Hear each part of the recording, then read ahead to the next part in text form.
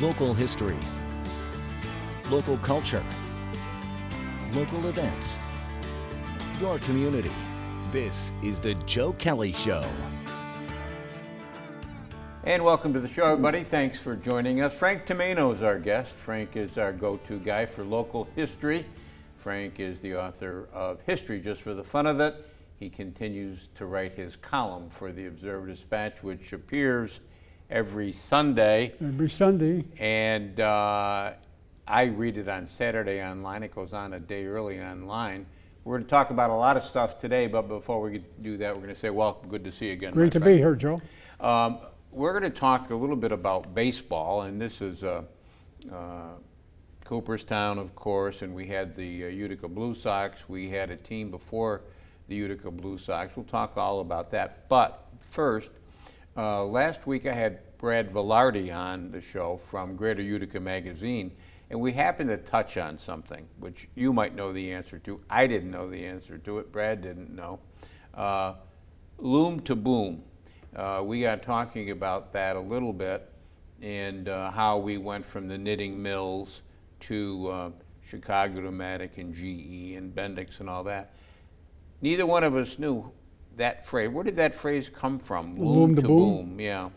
One time I interviewed Dr. Virgil Crisafulli. He was a professor of economics at Utica College, one of the founders of Utica College, which is now celebrating its 75th anniversary, by the way. You're an alum.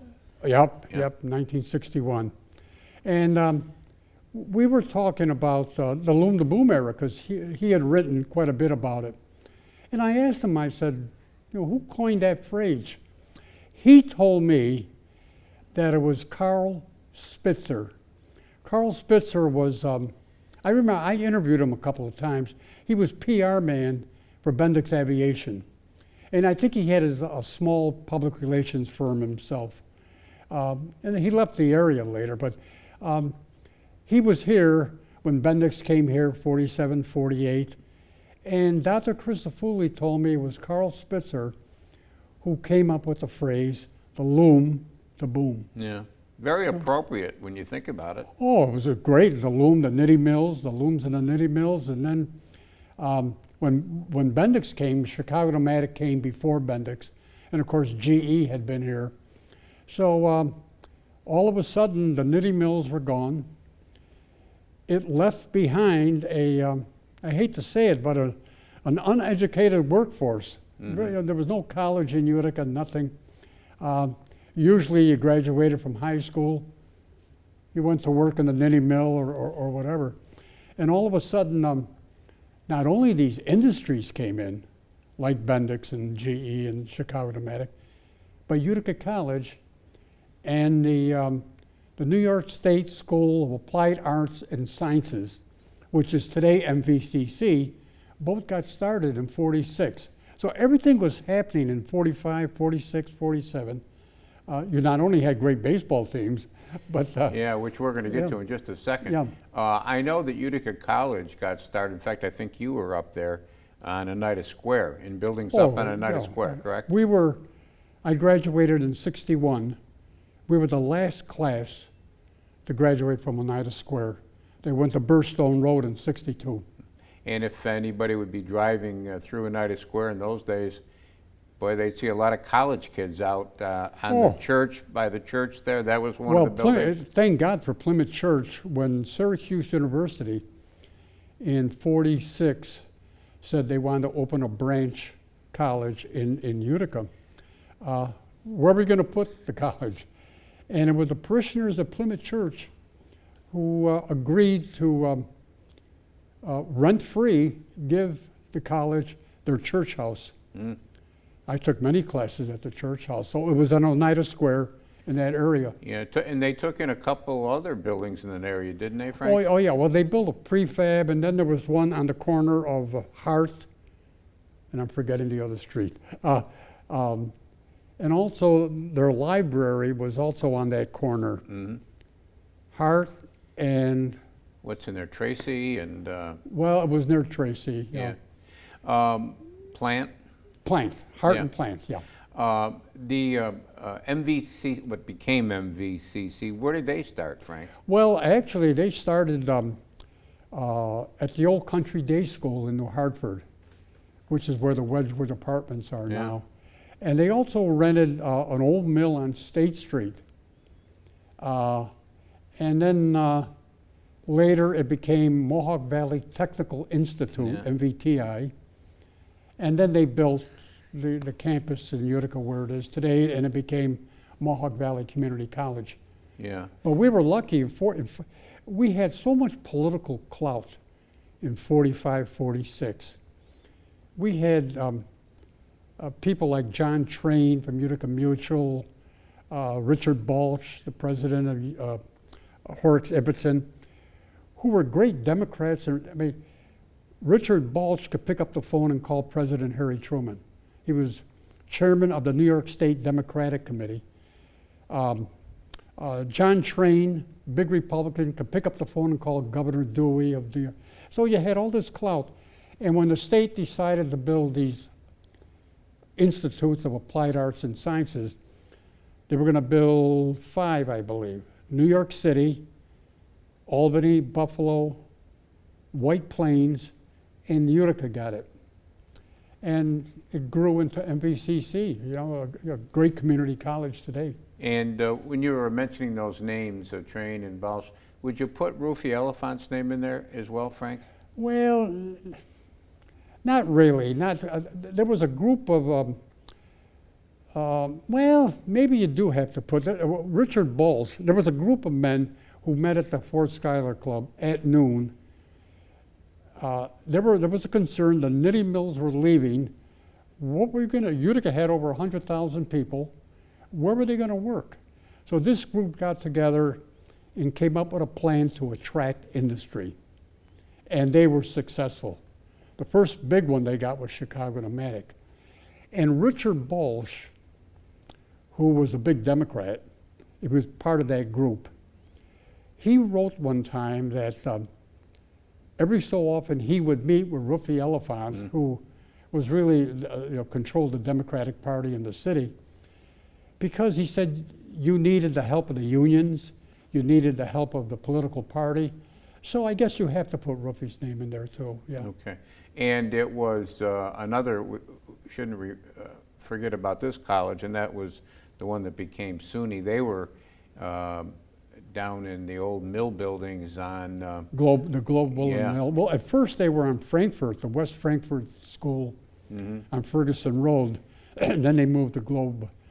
And really it was Senator James Donovan who really pushed for that, because the state kept promising that they were going to build an upper division college, which would be a, excuse me, a 3-year college for graduates of the community colleges. They would go 2 years to the community colleges, and then their 3rd and 4th year at the upper division, and then their 5th year get their master's degree.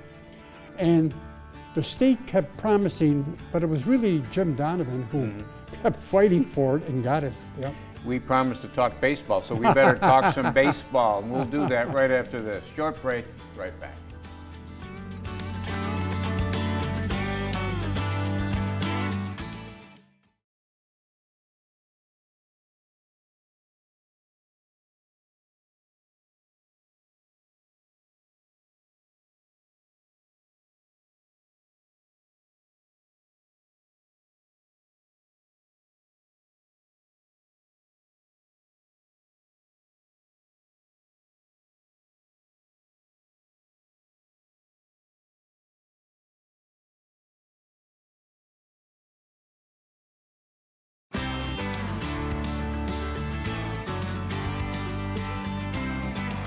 And welcome back, everybody. Thanks for sticking with us. Frank Tomaino is our guest. Frank is a columnist for the Observer-Dispatch, writes a history column for all these years. Frank, baseball.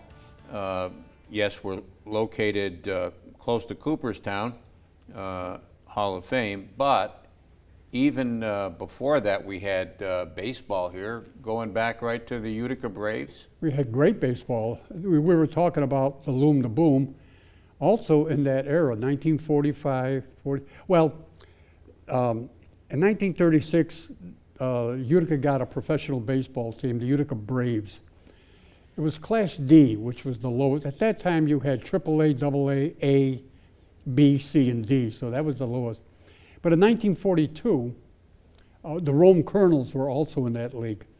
In 1942, the Springfield Rifles of the International League bought the Utica Braves and moved them to Utica in 43 in the Eastern League, which was Class A, good ball.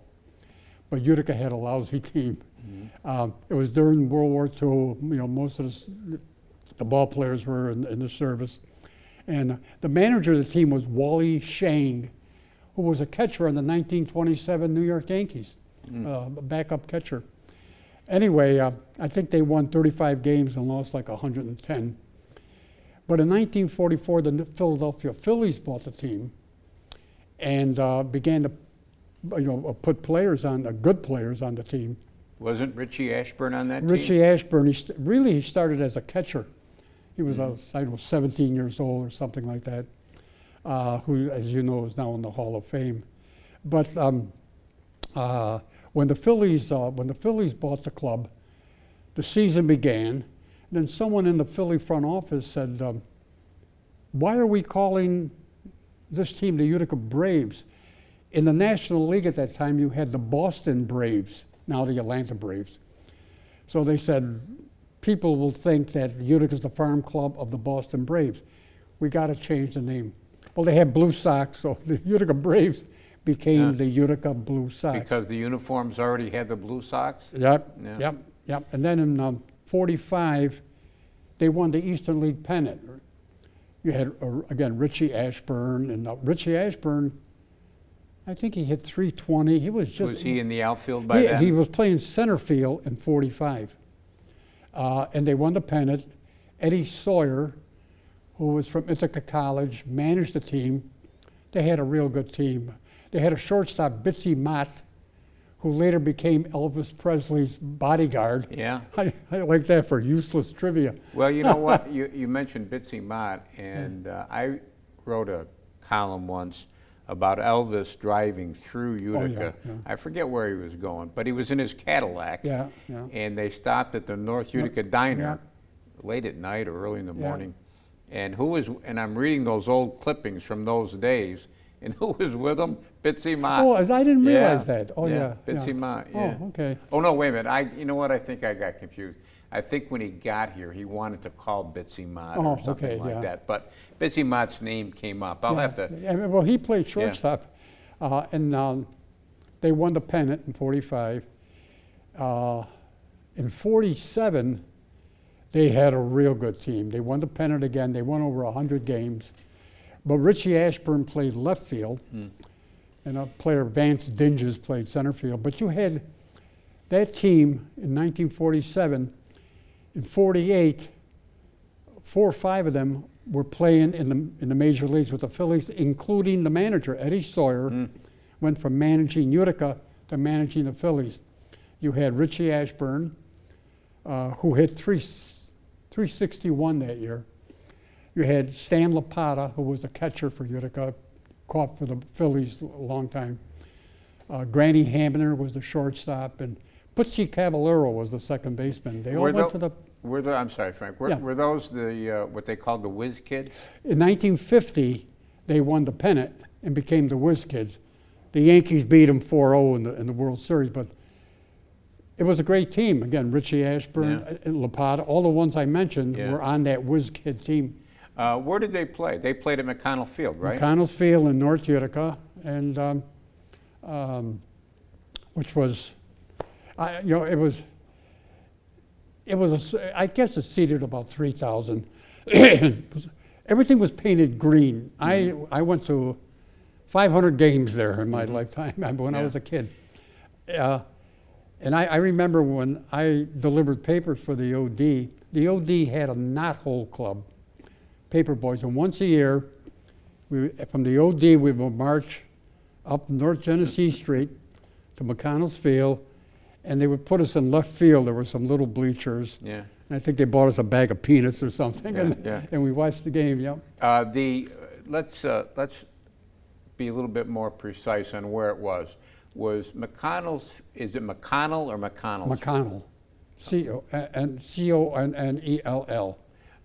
Was McConnell Field about where the Red Roof Inn is Yeah. today, Frank? Yeah, it was off Genesee Street. By the way, Mario Caldarelli has written a book about McConnell Field. I guess it's still available. Yeah, at the, I see it available over at Shenatries. Shenatries and at the History Center. Yeah.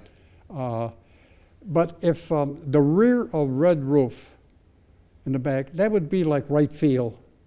Mm-hmm. But it was about 100 yards off Genesee Street. There were houses on Genesee Street. It was, Did it and have, it was a big field. dimension-wise, you mean? Yeah, I think center field was 500 feet. Nobody's going to hit that out of there. Oh no, but and left field. At the beginning, left field was only a few feet from the barge canal, and I remember I went to a night game one time, where they actually had to call the game because there was a fog or something from the canal, and the left fielder disappeared, and they had to call the game. What were the accommodations like